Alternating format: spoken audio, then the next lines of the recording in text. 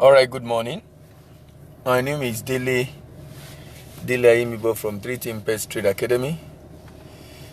Uh, Titi Ojo from Abuja, good morning. How are you? Good morning and welcome. My name is Dele Ayimibo from 3 Team Pest Trade Academy, and this import-export platform, Facebook Live, an initiative of 3Team Pest Trade Academy. You can call it a CSR of 3Team Pest for the Nigerian businesses, just encouraging people on the need to join the export team, on the need to export in Nigeria. And we're starting a new series this morning, and this series has been titled Export Incentives for Nigerian Businesses. Export Incentive for Nigerian businesses. So more or less, it's more like an extension of what we were discussing before, an extension of what we were talking about when I was talking about the incentive for Nigerian exporters. Incentive for Nigerian exporters. So, why you need to join the export team rather. So I was talking about export incentives for Nigerian business. There's so much, each time I look at this incentive, it's amazing the opportunities and incentive that exporters have in Nigeria, of which many people are not aware. Some people are exporting, they are not aware, so they don't even enjoy the benefit. Those that know, few knows, but they are not able to even assess it. Because some people do under the table export. And if you do under the table export, and you are trying to ensure that everything you are doing is covered, is protected, people don't get to know or see, then of course it becomes very difficult for you to get and enjoy those incentives. So I'm hoping that this might get up to part 10 again, or probably part 20, because I have a lot of things to talk about. So probably continue. Today is, what's today's date again? 7th, okay. Maybe this will continue till around 20th or thereabout. But let's see how it goes. There are a lot of incentives. I've talked about them in the past. I've mentioned them in the past when I was talking about the incentive under the reason why we need to export. So this morning I will start with AGOA. AGOA is Africa Growth Opportunity Act. That's one of the incentives that Nigerian businesses can enjoy if they decide to export. This time around, this is a unilateral trade law or trade agreement. There are different trade agreements in the world. We have unilateral trade agreement, we have bilateral trade agreement, we have multilateral trade agreements.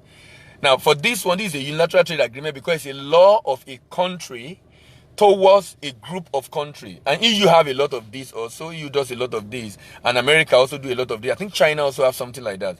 A law of a country towards a group of people. So we have a situation where America make a law unilaterally for sub-Saharan Africa.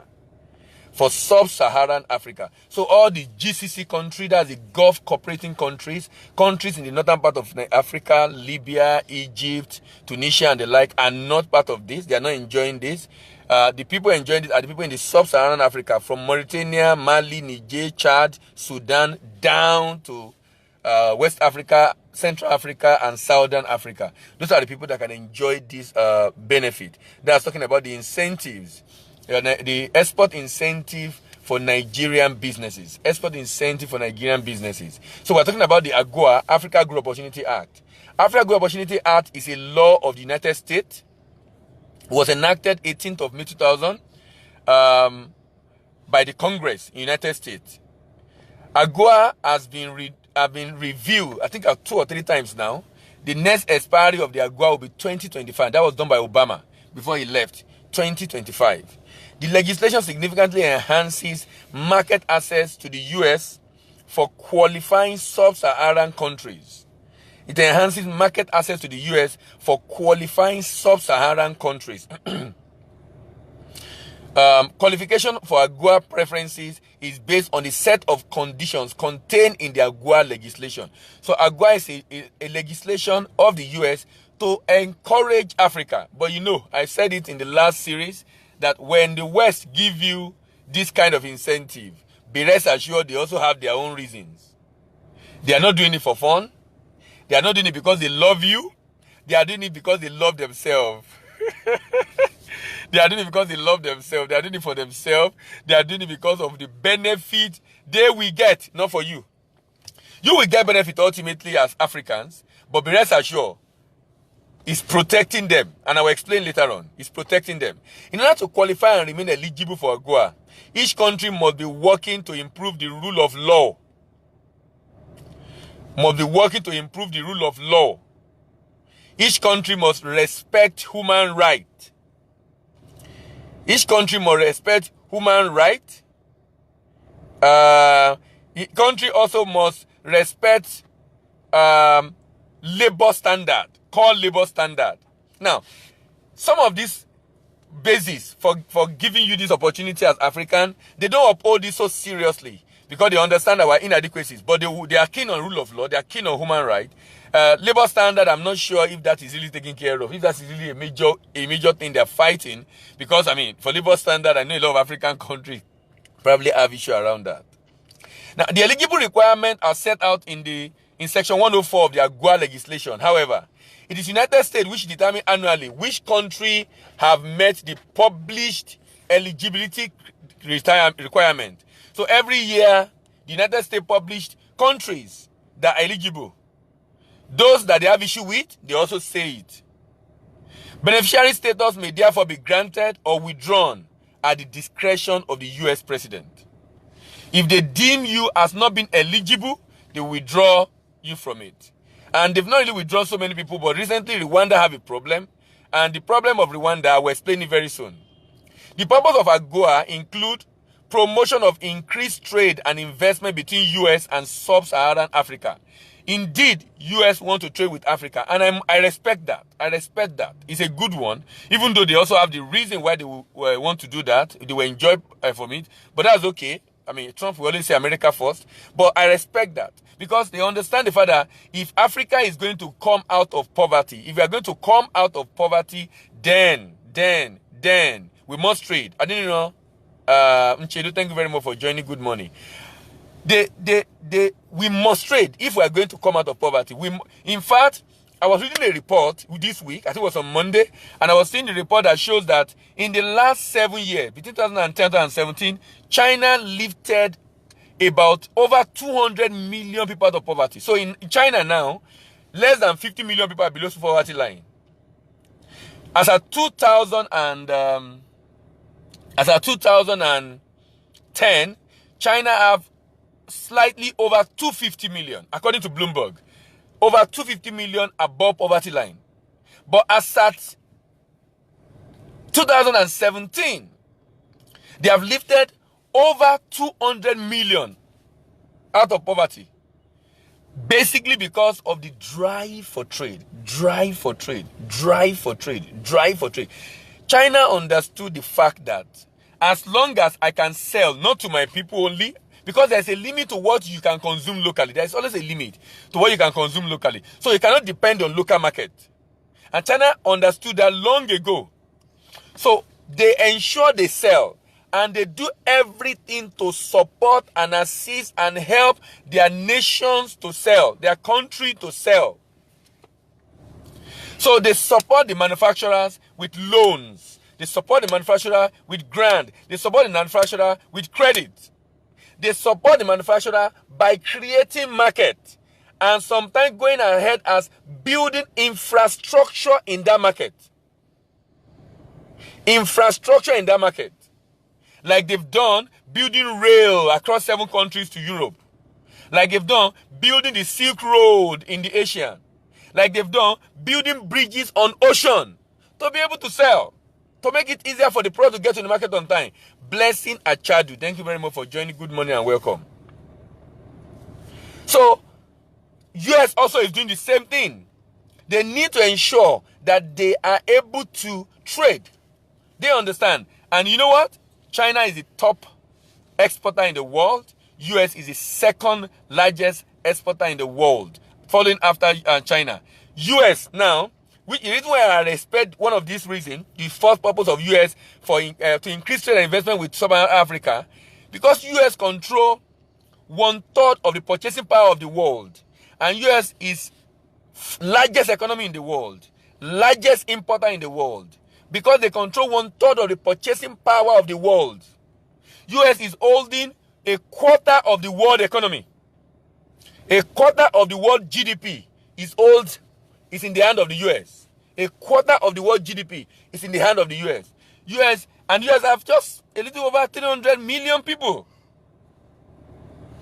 So So if a little over 300 million people have a quarter of the world GDP, your GDP is about 80 trillion, and a quarter of that is held in the hand of US. China is over 1 billion people, and China is having about 15%. So you can imagine the per capita income of the US and how much the country holds. So if they want to trade with Africa, it's a good one. It's a great one. It's a fantastic one. It's an awesome one. It's something we need, because if you're going to live out of poverty, we must trade with the US. If you're not trading with the US, you're really not trading in the world, because these are the people that have the money to buy. Number 2, promotion of economic development and reform in sub-Saharan Africa. Promotion of economic development and reform in sub-Saharan Africa. As a result of this, they want to promote development and reform. So they are able to influence the government to do what they need to do towards economic development and reform by virtue of giving them market. Okay, I'll give you the market. Come and sell to me. I'll buy from you, and they will buy from you without duty, and that's the incentive. They'll buy from you without duty. No duty from the US.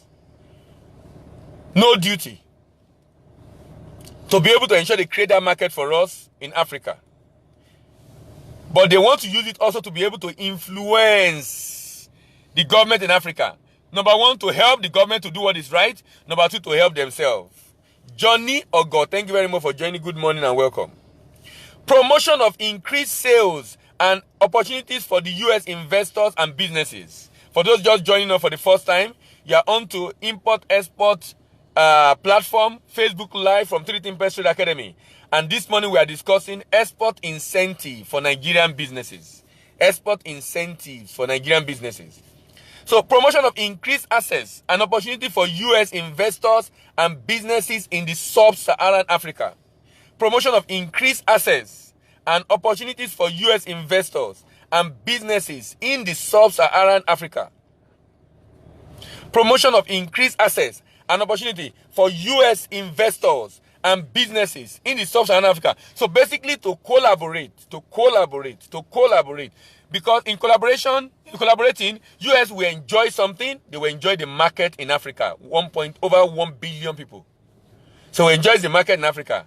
But now Africa also will enjoy the purchasing power of the US.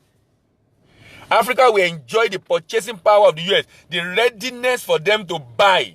However, they will buy what is of good standard from you. So obviously you won't be able to enjoy that benefit if we don't raise up our game. If we don't raise our game. Ude Naimeka, thank you very much for joining. Good morning. What are the requirements for AGOA? A designated country must not engage in activity that undermines US national security. A nation under AGOA must not engage in activities that undermine US national security or foreign policy interest. Now, this statement is the reason why there are some things that Nigeria cannot do. Ajakaye Bijoke, good morning and welcome. Thank you very much for joining. This is the reason why there are some there are some commodities that Nigeria cannot trade in. You know, the way we have done a lot in rice, we could have done the same in wheat, and I actually understand government plan to do the same in wheat, but we can't do much in that space. You know why?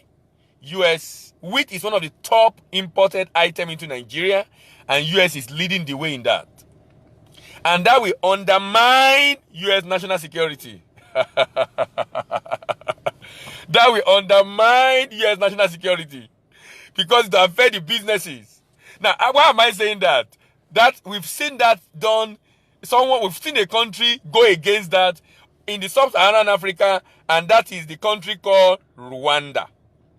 Rwanda is a small country in the sub-Saharan Africa in between Uganda, Kenya, Burundi, and Congo. And you know what happened? Rwanda said they don't want Okrika in their country again. Okrika mean, we are Nigeria, at least all the people I can see here are Nigerians. And Okrika, we know what Okrika means, used clothes and shoes. They said they want to begin to produce their own clothings. That was the offense of Rwanda. And they were warned by the US that, look, that will undermine US national security. It's going to affect that sector of the US. The used clothing business is a big business in the US. Aggregating used clothing in the US, baling them, and sending them to Africa for sale is a maximum, fantastic, awesome business, thriving economy sector in the US. So, Rwanda saying they want to begin to produce their own clothes themselves, that they are not going to allow the ban import of used clothes, used shoes, used wares, make the US to yank them off AGOA. Make the US to yank them off AGOA. Make them to remove them from AGOA. Why? Because this decision the government took undermine US national security. Undermine US foreign policy interest. So a designated country must not engage in activities, and I mean any form of activities that undermine the national security and foreign policy interests of the US. A designated country must not engage in gross violation of international human rights. They must not engage in gross violation of international human rights. Now, the US Treasury conduct an annual review to ensure that the requirements of eligibility are met. If a designated country does not make continual progress in the stated criteria, in the stated area, the president shall terminate the beneficiary designation under AGOA. They shall terminate the beneficiary designation under AGOA. So, which country are benefiting from AGOA in Africa? Nigeria, of course.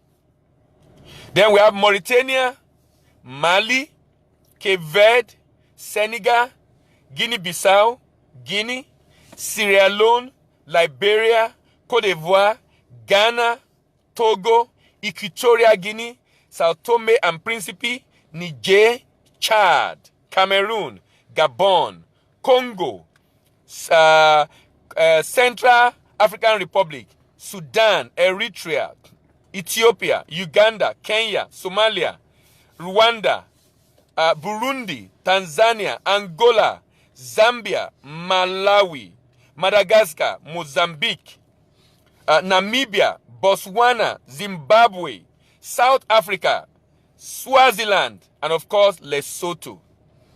All these are sub-Saharan countries that are benefiting from the AGOA. Remember, AGOA is African Growth and Opportunity Act. African Growth and Opportunity Act. That's AGOA. African Growth and Opportunity Act. It's an act of United States and it's a unilateral. It's a unilateral trade agreement with sub-Saharan Africa. It's an act of United States to ensure that at the end of the day, African countries have ready market for their product. African countries that have woken up for their slumber. You know, whenever I talk about AGOA, when people only ask me about AGOA, what's your take on AGOA? Why is Nigeria benefiting from AGOA? And I use this illustration. I said, imagine a child, less than 2 years, teeth is just coming out. You gave the child a turkey lap, well seasoned, fried, garnished with different what do you call it now, spices, and gave it to a 2-year-old to eat. What will a 2-year-old do with the chicken lap? Or 1 year? Let me use 1 year because of 2 years can be very, very. A child that just had few teeth, and you gave him that. So much to derive from the chicken lap. But the strength, the capacity, the capability to be able to enjoy it is deficient, is absent, is lacking. That child, though have the opportunity on his hand, will not be able to enjoy that opportunity because he has not grown the capacity to take advantage of that opportunity. So today, Agua in Nigeria, we are not doing well at all. Our trade on Agua is so low, so minimal, so infinitesimal, compared to Agua. On Agua, there are over 5,000 products that can be exported to the US. Over 5,000 products. The sub-Saharan Africa have established or is making continual progress towards market-based economy, rule of law, elimination of barrier to US trade and investment, economy policy to reduce poverty, policies to combat corruption, and protection of labor rights. All these are requirements to benefit from AGOA. And a lot of countries, Kendi Adeyemi, thank you very much for joining. Good morning and welcome. And a lot of countries are leading in that direction. A lot of countries are leading in that direction. So I will be stopping here this morning. I have to come in early because I have a program from 8. So and I won't be able to be doing it by 10. So I needed to do it very early in the morning. And those that are missing it, probably you'll get to see the video on my timeline afterwards. So in the evening today, we'll continue to discuss the export incentive for Nigerian businesses. In the evening today, we'll continue to discuss the export incentive for Nigerian businesses. My name remains Dele Ayimibo, and this is Import Export Platform brought to you by 3 Invest Trade Academy. Thank you very much for listening and have a good day at work. Bye for now.